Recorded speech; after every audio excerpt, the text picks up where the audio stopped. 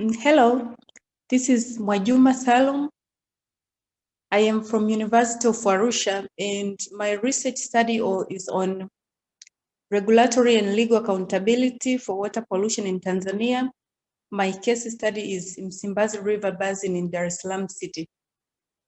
For the purpose of today's presentation, I will focus on gender and statutory accountability for water governance in Tanzania.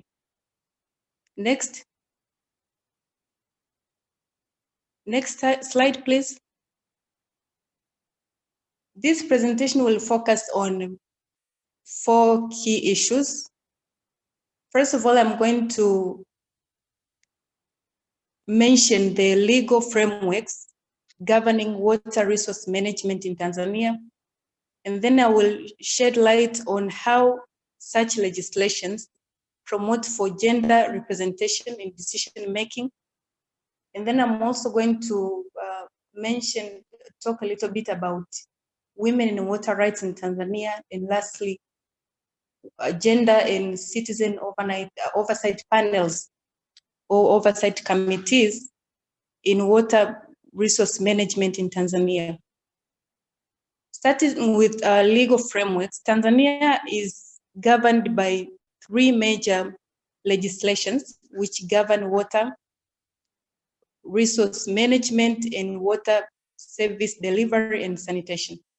The first legislation is the Water Resource Management Act of 2009, which provides for water resource management in terms of protection. And also the act provides for various institutions for managing water resources, such as the basin water boards, the National Water Board, and catchment and subcatchment committees at local level. And then we have the second legislation called the Environmental Management Act of 2004, which provides for protection of environmental resources, including water. And similarly, this act also provides for various institutions which are responsible for managing environment, including the National Environment Management Council. And then we have the Water Supply and Sanitation Act of 2019, which provides for water supply and sanitation services in urban and rural areas. Next.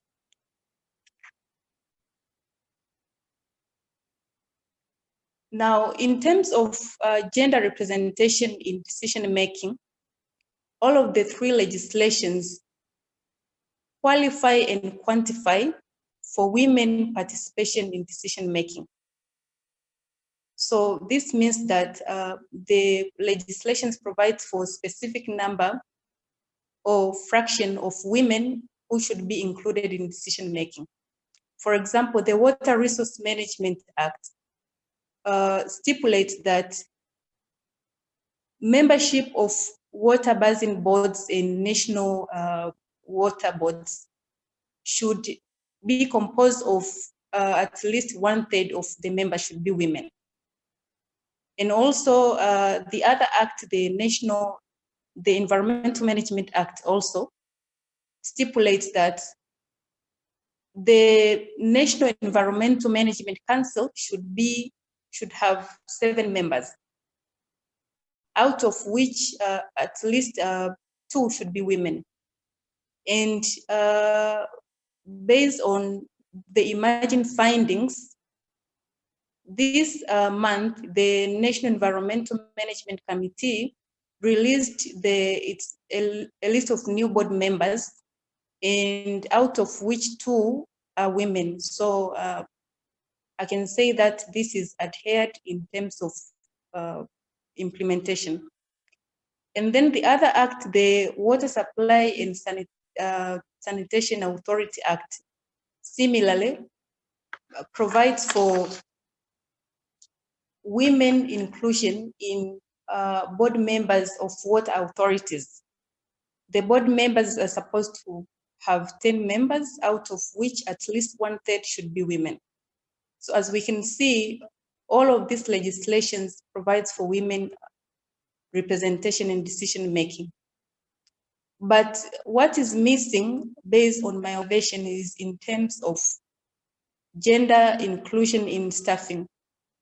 These institutions such as water basin boards, the NEMC, and the water authorities are organizations which have employees, but these legislations are silent about what will be gender representation in terms of employees at the operational level.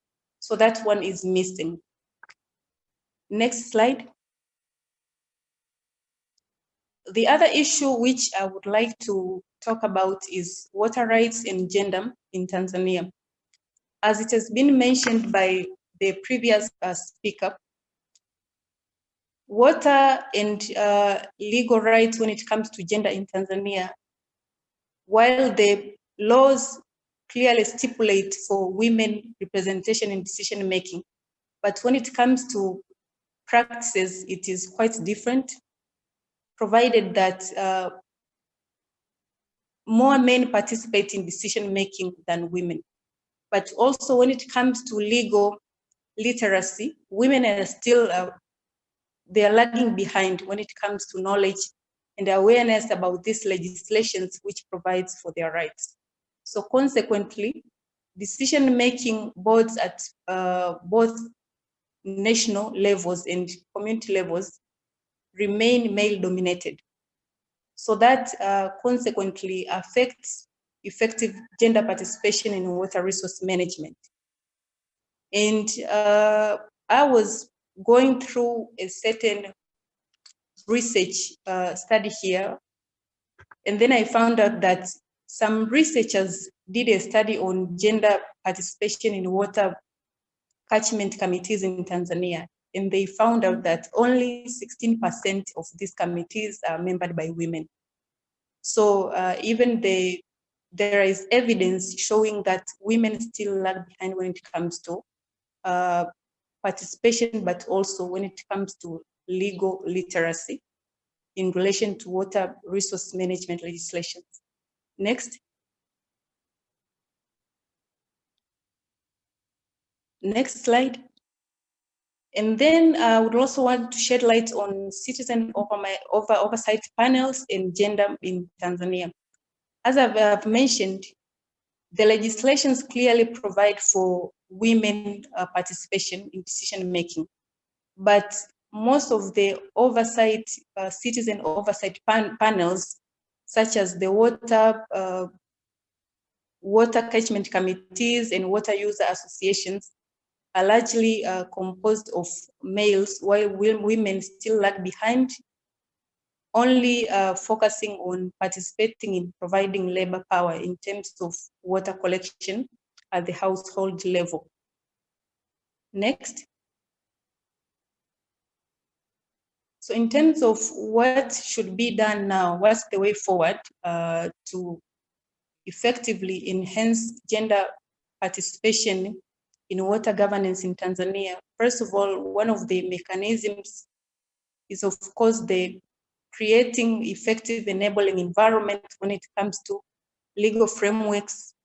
The laws should also clearly stipulate that even at the community level, women should participate, but also legal education should be provided as one of the interventions to increase awareness, but also motivate more women to participate in decision-making in water resource management. But also, lastly, it's important to build capacity in strengthening understanding of the laws to the community-based organizations. For example, when I was doing data collection, I met with water witnesses at Kigogo Ward in Dar es Salaam City. And women were eager to participate, but when it comes to who is making the decision and who is actively involved in water monitoring, males were still dominant. So thank you, and back to you, Benji.